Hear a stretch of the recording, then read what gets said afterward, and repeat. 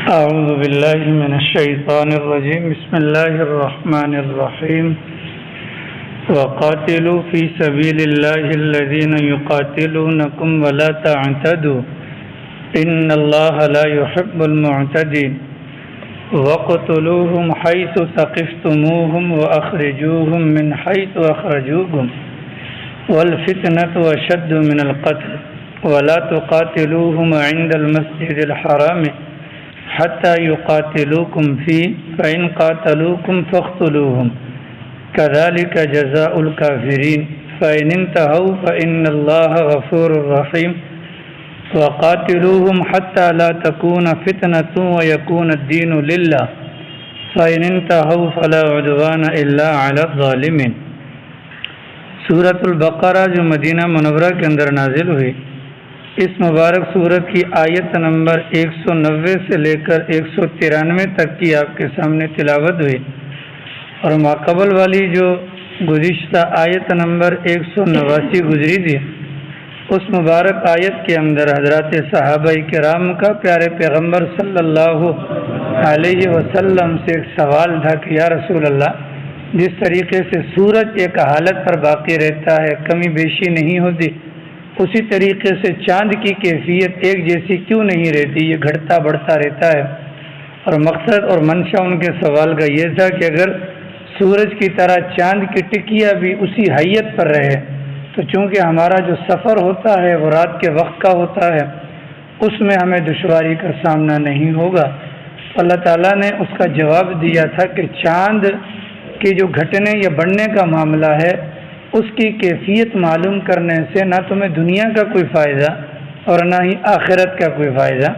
البتہ جو فائدے کی چیز ہے وہ آپ کو بتلا دی جائے گی کہ چاند کا مقصد لوگوں کو وقت بتلانا ہوتا ہے، اور چاند کا مقصد لوگوں کو حج کا وقت بتلانا ہوتا ہے. چنانچہ اس بات کو اتنی حد تک ہی رکھیں کہ یہی چاند کا مقصود ہے کہ لوگ اس کے ذریعے سے اپنا وقت معلوم کرتے ہیں، اور چاند کے ذریعے سے حج وغیرہ کا وقت ان کو معلوم ہو جاتا ہے. پھر اسی آیت کے اندر ایک دوسری بری رسم جو جاہلیت کے زمانے میں چلی آ رہی تھی کہ احرام باندھنے کے بعد جب حج کے لیے گھر سے روانہ ہو جاتے تھے، اگر اس کے بعد کوئی ضروری کام پیش آ جائے تو ان کو گھر پر آنا ہو تو گھر کے اندر آتے ہوئے راستہ وہ اختیار کرتے تھے کہ جو راستہ پہلے سے متعین شدہ نہ ہو. دروازے سے نہیں آتے تھے، بلکہ یا تو آئیں گے تو چھت کے اوپر سے سیڑھی لگا کر یا پیچھے والی دیوار میں سوراخ کر کے، اور اس کو وہ نیکی کا کام سمجھتے تھے. تو اس بات کو بھی منع کیا گیا کہ نیکی یہ نہیں ہے کہ تم راستے تبدیل کر لو، بلکہ نیکی نام ہے تقوی کا. لہذا اگر کوئی ضرورت پیش آ جاتی ہے تو پھر تمہیں آنے کے اندر کوئی قباحت نہیں ہے. اس بات کو بیان کرنے کے بعد ابھی جو آگے والی آیات آپ کے سامنے تلاوت ہوئی، ان میں اسلام کا 5واں بڑا رکن جس کو جہاد کا نام دیا جاتا ہے، اب اس کے متعلق کچھ باتیں آگے بیان ہوں گی.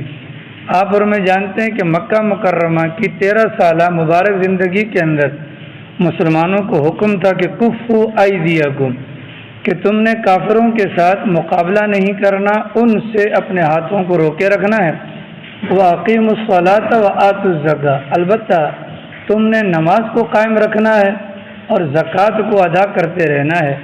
ان دونوں چیزوں کا حکم اس بنیاد پر دیا گیا کہ نماز کے نتیجے میں انسان کا تعلق اللہ کی ذات کے ساتھ گہرا ہو جاتا ہے، اور مال کی زکوٰۃ نکالنے کے نتیجے میں انسان کا مال جو ہے وہ اللہ کے یہاں قبول ہوتا ہے، اور قبولیت کے نتیجے میں انسان کے لیے آگے چل کر جب اللہ کا حکم آئے گا، یعنی جہاد کے موقع پر ظاہر ہے کہ اس میں مال بھی جاتا ہے اور جان بھی جاتی ہے، اس موقع پر تاکہ آسانی ہو جائے.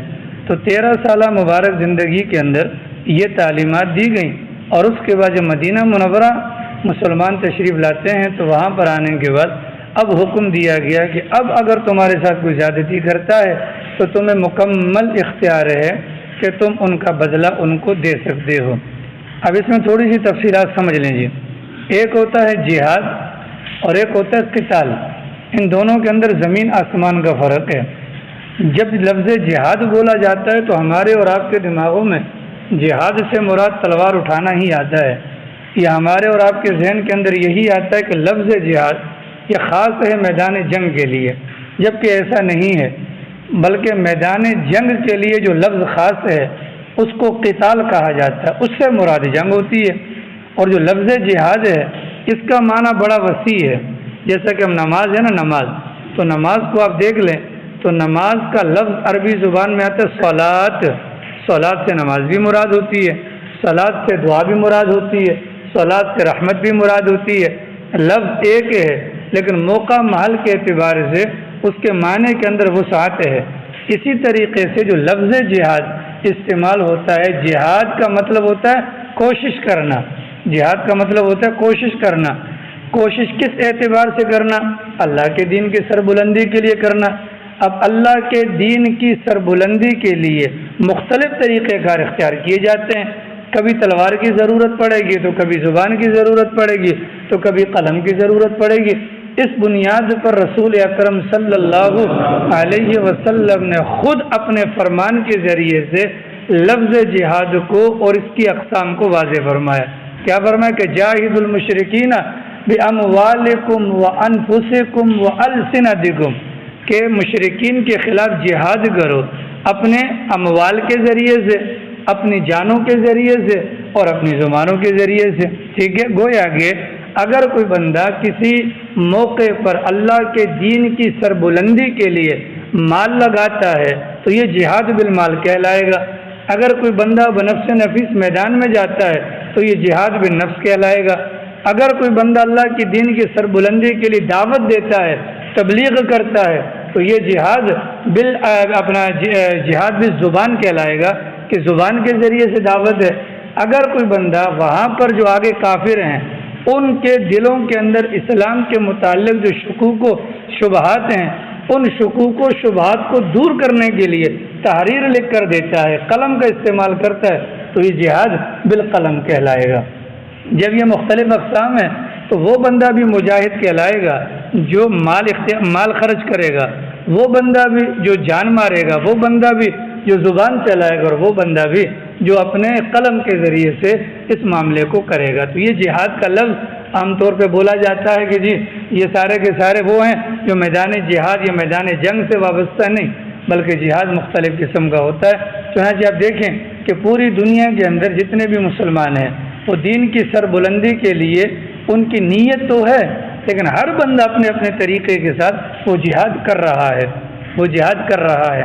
لہذا کوئی بھی بندہ دین کے کسی بھی کام میں لگا ہو تو دوسرے کسی اور شعبے والے کو زیب نہیں دیتا کہ وہ اس میدان والوں کو نیچا دکھانے کے لیے اور اپنے میدان کو اور اپنے شعبے کو اونچا دکھانے کی کوشش کرے۔ مثال کے طور پر آپ دیکھ لیں، دعوت و تبلیغ کا کام ہو رہا ہے کہ نہیں ہو رہا؟ وہ بھی جہاد ہے بھیا، وہ بھی جہاد ہے۔ مدارس کے اندر جو کام ہو رہا ہے، پڑھنا پڑھانا، یہ بھی جہاد ہے۔ یہ جو لوگ کتابیں لکھ کر جا رہے ہیں، سرکار کا فرمان ہے کہ جو یہ کتابیں نا، کتابیں ان کے اندر جو سیاہی استعمال ہوتی ہے، کل قیامت والے دن وہ لوگ جنہوں نے تصنیف اور تالیف مطلب کتابوں کے ذریعے سے جہاد کیا ہوگا، ان کے ہاتھوں سے لکھی ہوئی کتابوں کی سیاہی کو الگ کیا جائے گا اور شہداء کے خون کے ساتھ ان کا وزن کیا جائے گا۔ یہ بہت بڑی بات ہے۔ تو ہر بندہ اپنے اپنے اعتبار سے جہاد کر رہا ہے، لیکن بدقسمتی سے ہمارے یہاں کچھ ٹھیکیدار پیدا ہو گئے ہیں۔ ہمارے یہاں کچھ ٹھیکیدار جو مطلب بسم اللہ کے گنبد کے اندر ہیں، جو کام میں کر رہا ہوں وہی دین ہے، لیکن وہی دین نہیں ہے، وہ بھی دین ہو سکتا ہے۔ اس لیے کہ دین کو 3-4 چیزوں کے اندر اگر بند کر لیا جائے گا تو پھر تو معاملات گڑبڑ ہو جائیں گے۔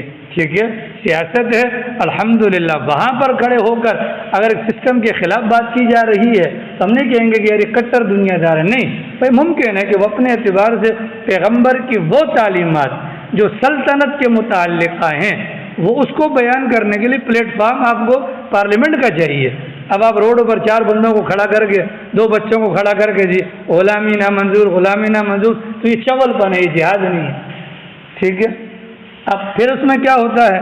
ہمارے یہاں پاکستان کے اندر اللہ معاف کرے کہ تعلیم کا فقدان ہے، ہر معاملے کو اسلامک ٹچ دینے کی عادت ہو گئی ہے۔ ٹھیک ہے جی، اب سندھ گورنمنٹ ہے جی، پچھلے 1.5 مہینے سے بارشیں ہو رہی ہیں جی، اس کے اندر یقیناً حادثات ہوتے ہیں، تو بھائی بارش کے اندر تو حادثہ یقینی بات ہے کہ نہیں ہے؟ لیکن وہ جو مخالف پارٹیاں ہیں اس موقع پر اب ان کا بیانیہ سنیے، سندھ گورنمنٹ کے خلاف ہم جہاد کر رہے ہیں، واہ جی واہ، کیوں؟ اور پھر دلیل کے طور پر حضرت حسین کا واقعہ، وہ کوفہ والوں کے اس میں گئے تھے، وہ کیوں گئے تھے جی؟ پھر سوال پوچھیں کیوں گئے تھے جی؟ اب اگلا بھی ہماری طرح چول اس کو تو پتہ نہیں ہے نا، وہ کہتے ہیں ہاں یار واقعی وہ یزید کی حکومت کو گرانے گئے تھے، ہم بھی وہی کام کر رہے ہیں، حالانکہ یہ غلط ہے۔ حضرت حسین کا سفر یزید کی حکومت کو گرانا نہیں تھا، حضرت حسین کا سفر اللہ کے نبی کی مٹی ہوئی سنتوں کو زندہ کرنا تھا، اور اللہ کی طرف سے نازل شدہ احکامات کو جو بدلا جا رہا تھا ان کو زندہ کرنا تھا۔ ٹھیک ہے، تو کچھ ہمارے شہزادے تھوڑا سا اور آگے بڑھ جاتے ہیں، کیا جی قتل حسین، مر گئے یزید، اسلام زندہ ہوتا ہے ہر کربلا کے بعد۔ خدا کے بندو توبہ کرو، اسلام مر گیا تھا کیا؟ بولو، اسلام مر گیا تھا؟ نہیں مرا تھا بھیا، اسلام مرا نہیں تھا۔ ہم یہ کہہ سکتے ہیں کہ بھئی اسلام کی 5 منزلہ عمارتیں بالکل صحیح تھی، ابو بکر صدیق والی عمارت، عمر فاروق والی عمارت، عثمان غنی والی عمارت، علی المرتضیٰ والی عمارت، امیر معاویہ والی عمارت۔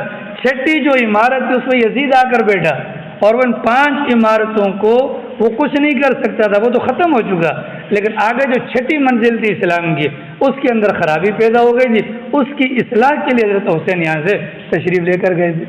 لیکن ظاہر ہے چونکہ محرم کا مہینہ ہے، کمپین چلانی ہے، 28 تاریخ کو آگے وہ آ رہا ہے، تو کیا کیا جا رہا ہے؟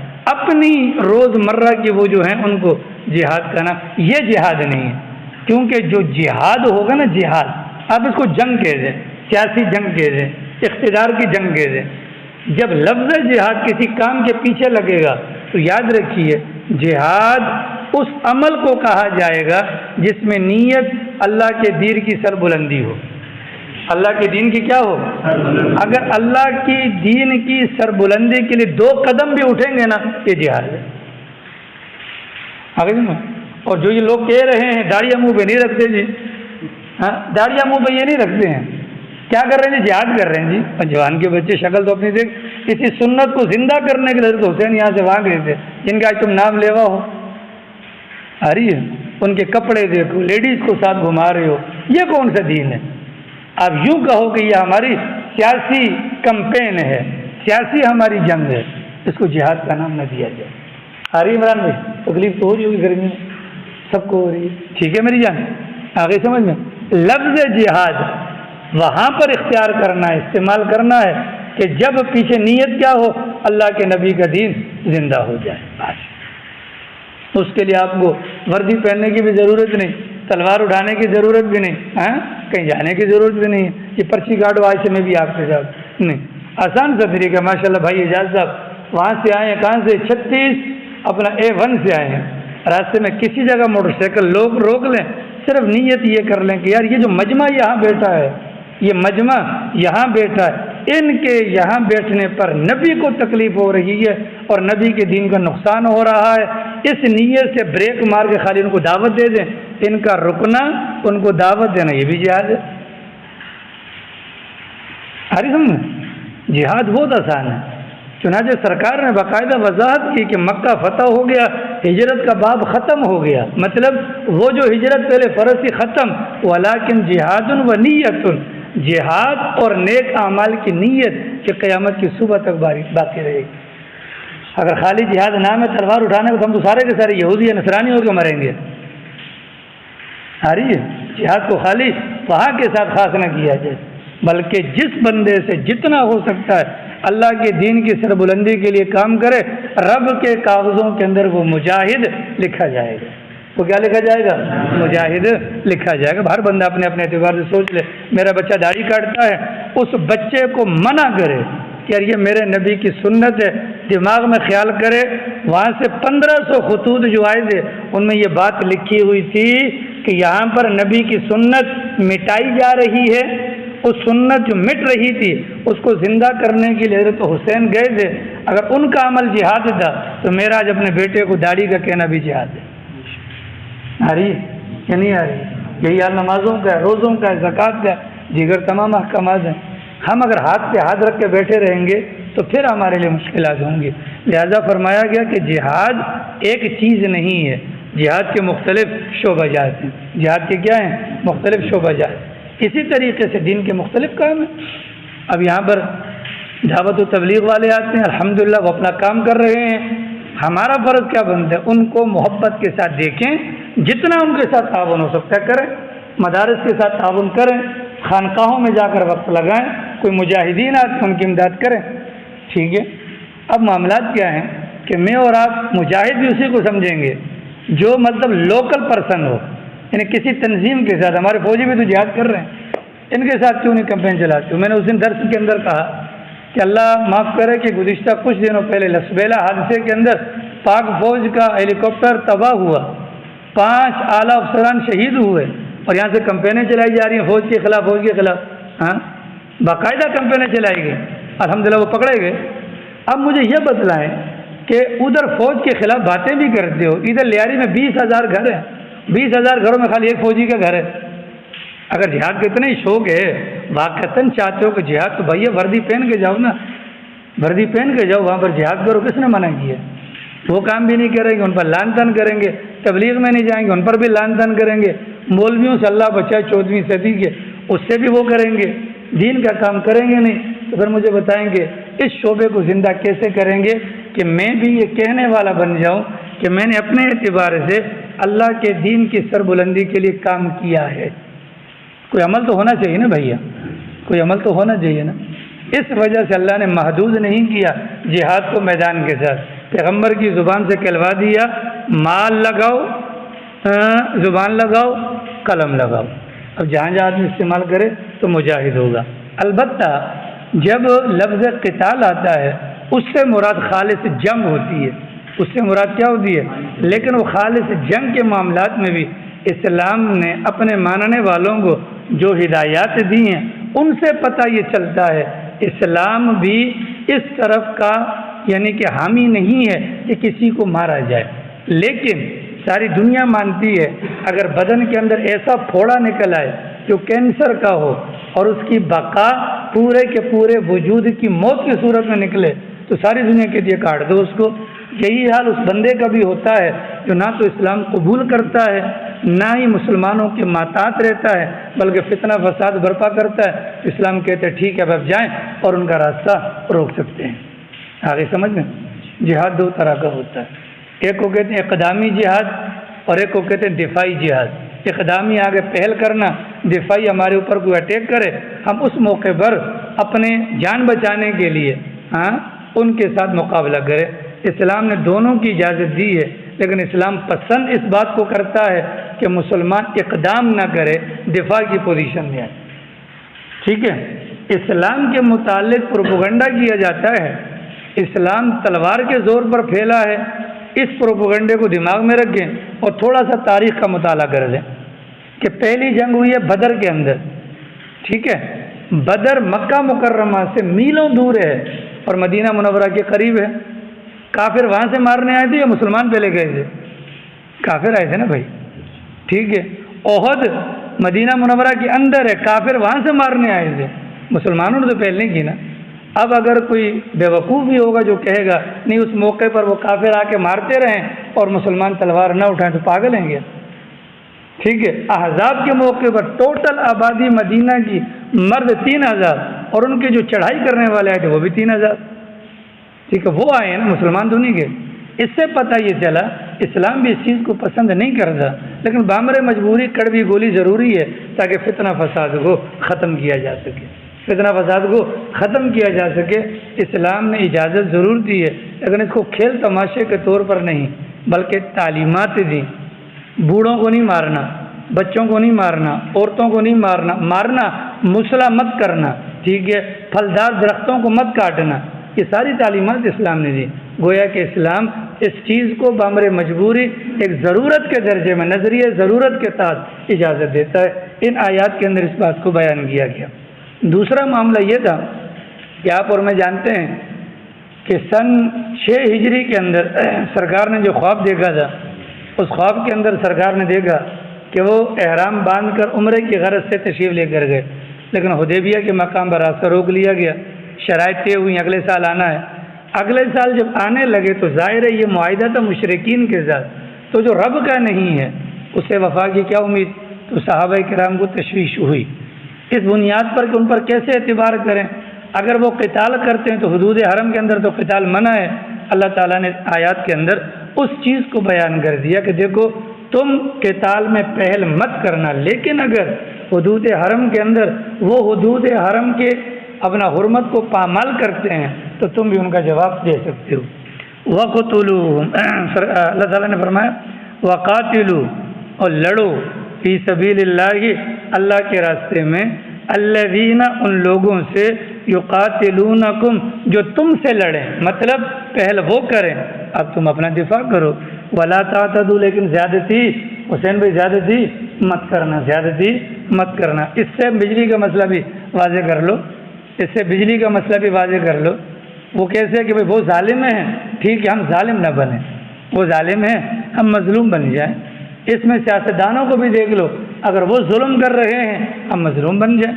ولا تعتدوا، تم زیادتی مت کرو۔ اب ظاہر ہے ہم جو گورنمنٹ کو گالیاں دیتے ہیں، انہوں نے اگر 5 روپے پیٹرول کے بڑھا دیا، ہم اتنی گالیاں دیتے ہیں کہ وہ گالیاں ان کے وہ 5 روپے سے بڑھ جاتی ہیں، تو آپ یہ نہ سمجھیں کہ کل قیامت والے دن اس کا گریبان اور میرا ہاتھ ہوگا، نہیں، بلکہ اس کا ہاتھ ہوگا اور ہمارا گریبان ہوگا۔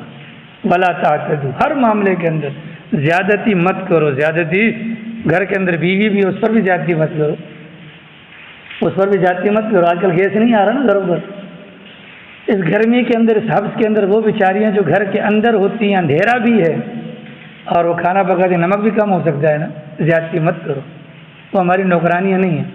کسی نے بہت اچھی بات لکھی تھی، اچھی بیوی چاہتے ہو اپنی بیٹی کی تربیت اچھے انداز سے کر لو، ٹھیک ہے، کیونکہ ہم نے اپنی بیوی کی تربیت خود تو نہیں کی نا، لیکن اتنا تو ہے کہ ہم اپنی بیٹی کی تربیت کر سکتے ہیں۔ یہ جب بیٹی کسی اور کے گھر پر جائے گی تو وہاں پر جا کر جب یہ دعائیں لے گی نا تو ہمارا گھر بھی سکھی ہو جائے گا۔ آ رہی سمجھ رہی ہو ہمیں یا نہیں آ رہی ہے؟ زیادتی مت کرو۔ اب میں کسی کو ٹارگٹ نہیں کرے، ایک ویسے بات دماغ میں آ گئی، ہمارے یہاں شادی ہوتی ہے لیاری 63 ٹاؤن کے اندر ماشاءاللہ، اور شادی کے چند دنوں کے بعد طلاق ہو جاتی ہے، ہوتا کہ نہیں ہوتا؟ یا شوہر بیوی کو بہت مارتا ہے، یا بیوی بھاگ جاتی ہے۔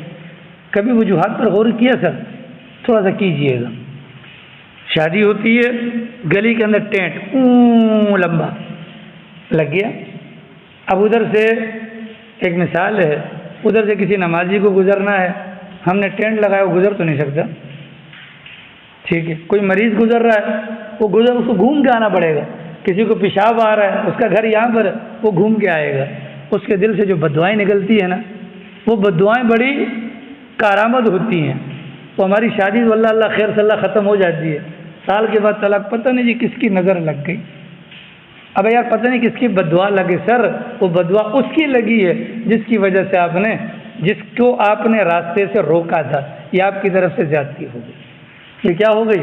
تو زیادتی کا مفہوم بڑا وسیع ہے، زیادتی نہ کی جائے، اور پھر زیادتی اللہ کے نبی کے ساتھ بھی نہ کی جائے، کیونکہ میں نے آپ کو بتایا روزانہ کی بنیاد پر ہمارے پیغمبر کو ہمارے اچھے اعمال کی بھی خبر دی جاتی ہے بذریعہ فرشتہ، اور بروں کی بھی دی جاتی ہے۔ جی آئی لیاری 63 ٹاؤن سیکٹر 50A کے اندر ایک بندہ نماز چھوڑ چکا تھا، کیا بہانہ؟ بارش بہت تھی جی، کیا جی پچھلے 1.5 مہینے سے بارش ہو رہی، نمازیں چھوڑ دیں، درس چھوڑ دیں، بارش بہت ہو رہی تھی جی باہر، ٹھیک ہے۔ یہ پیغام وہاں سرکار کو پہنچ رہا ہے، تو ظاہر ہے کہ پیغمبر کو اس فرمان کو سن کر کتنی تکلیف ہوتی ہے۔ تھوڑی سی دیر کے لیے تصور کریں، اللہ نہ کرے اگر میرے گھر کا دروازہ بجتا ہے اور مجھے کوئی آ کر کہتا ہے کہ آپ کا بیٹا حماد سگریٹ پی رہا تھا، مجھے درد ہوگا کہ نہیں ہوگا؟ یا آپ کا بیٹا حماد وہاں پر کسی کو گالی دے رہا تھا، تکلیف ہوگی کہ نہیں ہوگی؟ تو میں جتنی محبت اپنے بیٹے سے کرتا ہوں، پیغمبر کی محبت کو تو ہم ناپ ہی نہیں سکتے کسی پیمانے کے اندر۔ ان کو کتنی تکلیف ہو رہی ہے، اس تکلیف کے ازالے کے لیے کچھ سوچا جناب؟ بولو کچھ سوچا؟ یعنی ہم بھی سمجھتے ہیں کہ پیغمبر کا انتقال ہو گیا، بولو ہمارا نبی زندہ ہے، قبر کے اندر زندہ ہے، ٹھیک ہے، یہاں سے سلام کرو، فرشتے پہنچاتے ہیں، وہاں جا کر کرے خود اپنے کانوں سے سنتے ہیں، زندہ ہے۔ اور مرد اور مسلمان کا یہ عقیدہ ہے کہ پیغمبر زندہ ہے اپنے قبر کے اندر، اور اعمال ان کو پیش کیے جاتے ہیں۔ تو تکلیف پہنچاتے کہ نہیں پہنچاتے؟ یہ زیادتی کس کے ساتھ ہو رہی ہے؟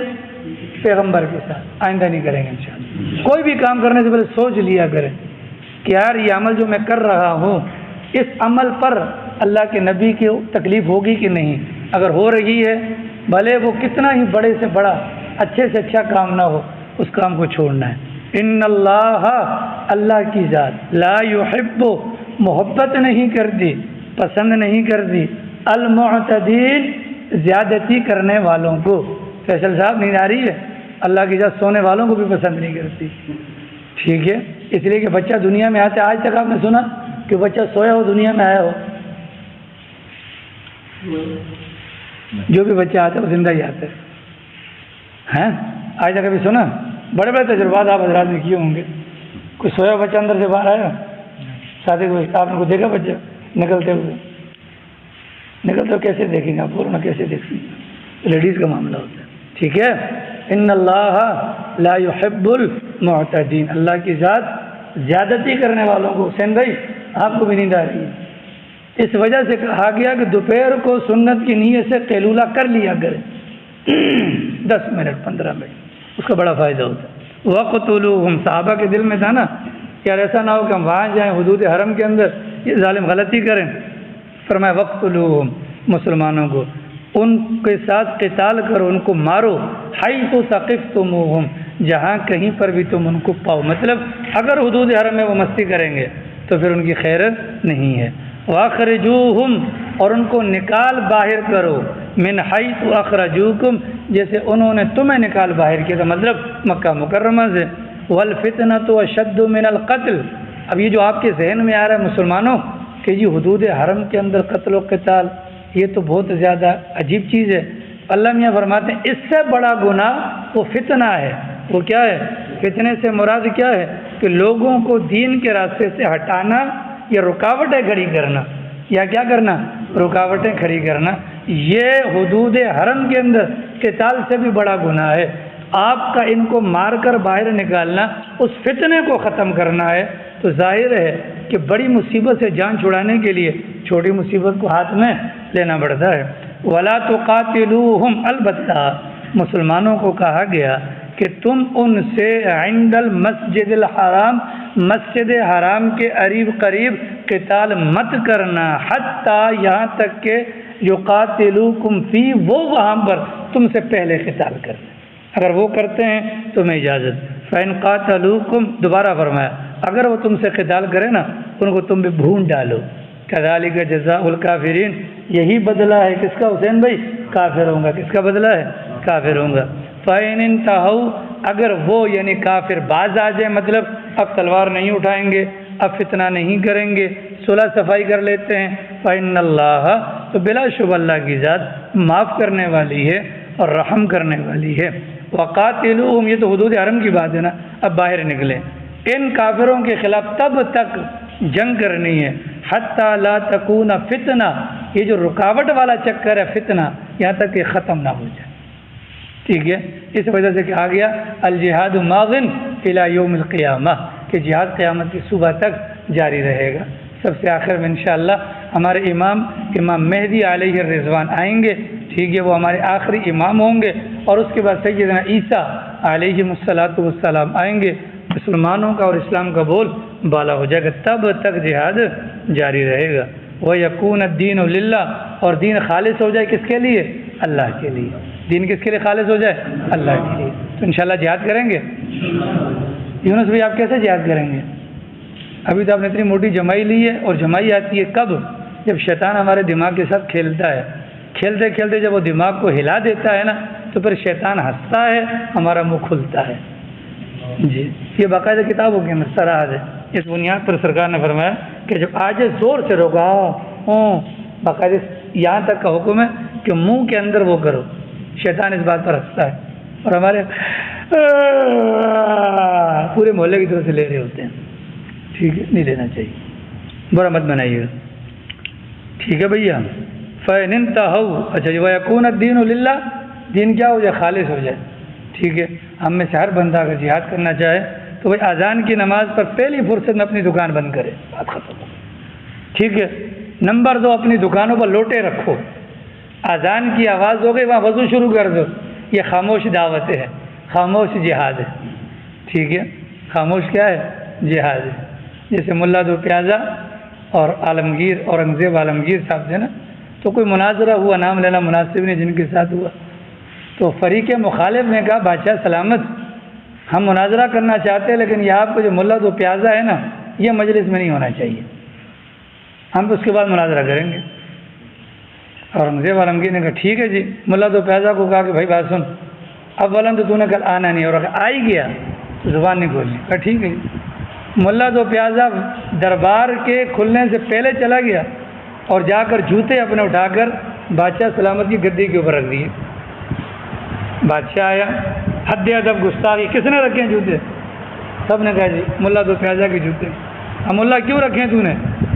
اس نے کہا آپ نے پابندی لگائی, میں تو بول ہی نہیں سکتا. وہ چیخ پڑا بادشاہ, ظالم بتا جوتے کیوں رکھے ہیں؟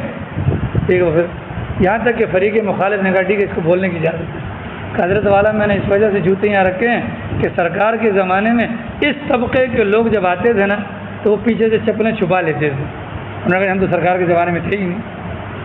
انہوں نے کیا کہا, ہم تو سرکار کے زمانے میں تھے ہی نہیں. او بھول گیا ابو بکر سے, نہیں ابو بکر کے زمانے میں ہم کہاں تھے. اچھا حضرت عمر, وہاں پر بھی ہم نہیں تھے. اچھا عثمان, نہیں وہاں پر بھی نہیں تھے. علی وہاں پر بھی نہیں تھے. امیر معاویہ وہاں پر بھی نہیں تھے. تو فوراً ملا دو پیازا نے کو ظالم ہو, جب تم خیر القرون کے زمانے میں نہیں تھے, اب 1400 سال کے بعد تمہارا وجود کہاں سے ثابت ہو گیا؟ ارے سمجھ لیے میں. تو اگر ہم لوٹا رکھیں گے, یہ خاموش دعوت ہے. دیکھو وہاں پر اس نے پیغام سمجھا دیا زبان بند کر کے بھی, تو یہ کام ہم بھی کر سکتے ہیں. پھر اذان پر خود حرکت میں آ جانا, اذان پر خود حرکت میں آتے ہوئے السلام علیکم بھائی چلے نماز کے لیے, یہ دعوت ہے. اور یہ کیا ہو جائے گا؟ یہ جہاد ہو جائے گا. حاجی عبدالوہاب صاحب نے کبھی یہ نہیں کہا کہ 4 مہینے لگاؤ. حاجی صاحب نے کہا تبلیغ کو اپنا مقصد بناؤ. تبلیغ کیا ہے؟ بات پہنچانا. بات پہنچا دو, مقصد پورا ہو جائے گا. کتنے بندے آتے روزانہ ماشاء اللہ آپ کی دکان پر؟ کبھی کسی کو بولا کوئی بہن آ جائے کبھی نا, تو اس کی ناخن پالش وغیرہ لگے تو کہہ دیا کرو بہن اس میں وضو نہیں ہوتا. جب آپ دوائی کا پوچھ سکتے ہیں, اتنی بات جائز ہے, یہ بھی جائز ہے. آ رہی سمجھ میں؟ ماشاء اللہ آپ اسٹیٹ پہ بیٹھتے ہیں, عورتیں بھی آتی ہوں گی پلاٹ شلاٹ دکھانے کے لیے. آپ بتائیں, دعوت دیں. آپ کیا کریں؟ دعوت دیں. دعوت میں کوئی فرق نہیں پڑتا, لیکن دعوت ہو. حضرت شاہ اسماعیل صاحب شہید رحمۃ اللہ علیہ نہیں چلے گئے تھے وہ ہیرا منڈی کے اندر ہندوستان کی, نہیں چلے. پورا ہندوستان کان پہ سید زیادہ گمراہ ہو گیا, سید زیادہ گمراہ ہو گیا, یہ کہاں جا رہا ہے. خادم بھی پاؤں پکڑ, حضرت والا خدا کے لیے نہ جائے. شاہ صاحب سے چلے چلے چلے چلے یہاں تک کہ دروازہ ٹک ٹک ٹک, اندر سے بڑی والی کی چھوٹی آئی جی کا باجی کو جا کر بتلائیں کہ فقیر آیا ہے, صدا لگانا چاہتا ہے. ٹھیک ہے, اس نے باجی کو جا کر کہا تو باجی نے 10 روپے, اس زمانے میں بڑی رقم ہوتی تھی, وہ بھجوا دی. ٹھیک ہے, تو حضرت شاہ صاحب کے ہاتھ میں جب 10 روپے, شاہ صاحب نے کہا نہیں, خالی 10 روپے نہیں, میں کچھ اور لینے کے لیے آیا ہوں اور میں چاہتا ہوں صدا اندر جا کے لگاؤ. شاہ صاحب ہندوستان کی وہ معزز شخصیت ہے کہ انگریز بھی کام ڈالا. حضرت شاہ صاحب اندر چلے گئے اور اندر جرم اٹھا, چاروں طرف ان بدکاراؤں گا, ان سب کے سینٹر میں بیٹھے اور سورہ والتین کی تلاوت کی. جیسے سورہ 3 کی تلاوت ختم ہوئی, ان سب کے سب نے اپنے کالے دھندے سے توبہ کی, اور اس کے بعد کہا شاہ صاحب اب کے بعد ہم زندگی بھر اس لعنتی کام پر نہیں جائیں گے, آپ بتا دیں ہم کیا کریں. شاہ صاحب نے کہا کہ بھائی نکاح کرو. چنانچہ شاہ صاحب نے ان عورتوں کے نکاح کروائے, جنا کا اڈا ختم ہو گیا. شاہ صاحب نے وہاں جا کر کیا کیا؟ خالی سورہ 3 کی تلاوت کی ہے نا بھائی. چنانچہ ہندوستان کی تاریخ میں لکھا ہے وہ عورتیں شاہ صاحب کو لا کہ اپنے ہاتھ دکھاتی تھی کہ یہ دیکھ لیں چکیاں پیسنے کی وجہ سے کھڈے پڑ گئے ہیں, اور آپ سے کیا ہوا وعدہ ہم نے آج تک نہیں توڑا, حلال کھائیں گی حرام کبھی نہیں کھائیں. یہ کام ہم نہیں کر سکتے بھیا؟ کر سکتے نہیں کر سکتے؟ کر سکتے نا بھیا. جی ہاں, جہاد کرو نہیں جہاد. فَإِنْ اگر وہ باز آ جائیں کافر لوگ فَلَا عُدْوَانَ, تو کوئی زیادتی نہیں ہے. زیادتی ہوگی تو کس پر ہوگی؟ ظالموں پر ہوگی. میں پھر بھی یہ کہوں گا ہمارے بچے کہاں ہیں؟ اپنے بچوں پر وہی بات ہے کہ اگر ہم اپنے بچوں پر اگر وہ نہیں کریں گے محنت, تو باہر کے لوگ ہماری کیا بات مانیں گے ہیں؟ اگر ہمارے بچے داڑھی کا مذاق اڑائیں اور ہم باہر جا کے داڑھی کی باتیں کریں تو کیا ہمارے بچوں پر اثر ہوگا؟ لہٰذا اپنی ذات سے شروع کریں. اگر ہمارا گھرانہ نمازی بن گیا نا تو اللہ کی ذات سے کبھی امید ہے انشاءاللہ باقی بھی نمازی بن جائیں. ٹھیک ہے, سعودی عربیہ جاتے ہیں اللہ یار کتنے مزے کی جگہ ہے یار، اذان ہوتی ہے اور فوراً دکاندار بھاگ جاتے ہیں. تو بھائی اب ہم ماحول بنایا گیا نا، یہاں پر بھی ہم ماحول بنا سکتے ہیں. ہم چاہتے ہیں نواز شریف بنائے گا، زرداری بنائے گا، عمران بنائے گا. خدا کی ہاں، حضرت علی سے کسی خارجی نے پوچھا تھا، حضرت والا ابو بکر کے زمانے میں اتنا امن، عمر کے زمانے میں اتنا امن، عثمان کے زمانے میں اتنا امن، اور آپ کے زمانے میں ایک بالی زمین بھی آگے نہیں بڑھی.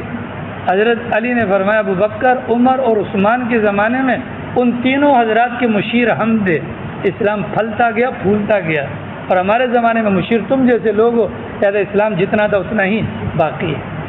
ساری سمجھ میں تو یہ نیچے والوں کی حرکتوں پر اوپر سے فیصلے آتے ہیں. اگر ہم کوشش کریں ہمیں نماز پر، تو عمران خان نے نہیں منع کیا، یا نواز شریف نے منع تو نہیں کہ نماز نہیں پڑھنا، بولو منع کیا نہیں. لیکن گالیاں کس کو دیں گے؟ حکمرانوں کو دیں گے. گالیاں کس کو دیں گے؟ حکمرانوں کو دیں گے. اسی وجہ سے ہماری شریعت میں تو اتنا منع کیا گیا، جو کنفرم کافر ہے شیطان، گالیاں اس کو بھی نہ دو. کیوں؟ ہم جب کہتے ہیں یہ شیطان کی وجہ سے ہو گیا، وہ چوڑا ہو جاتا ہے. یار واقعی یہ لوگ مجھے کچھ سمجھتے ہیں، ٹھیک ہے، وہ کیا کہتے ہیں کہ واقعی مجھے کچھ سمجھتے ہیں، تو مزید چوڑا ہو جاتا ہے. اور کل قیامت والے دن کیا نام ہے آپ کا؟ بلال کے ابو، وہ یوں ہاتھ پہ ہاتھ باندھ کے کھڑا ہوگا، وہ کہے گا بات سنو، میں نے تمہارے ساتھ کوئی برا نہیں کیا، تم لوگوں کی حرکتوں کی وجہ سے مجھ میں اتنی طاقت پیدا ہوئی کہ میں اللہ کا نافرمان ہی رہا. اس وقت کیا منہ دکھائیں گے؟ فلا عدوان الا علی الظالمین. اگر باز آ جاتے ہیں تو پھر ظالموں کے علاوہ کسی پر زیادتی نہیں کی جائے گی. اللہ پاک توفیق عمل نصیب فرمائے. کل جمعرات درس نہیں ہوگا، باقی انشاءاللہ پرسوں بیان کریں.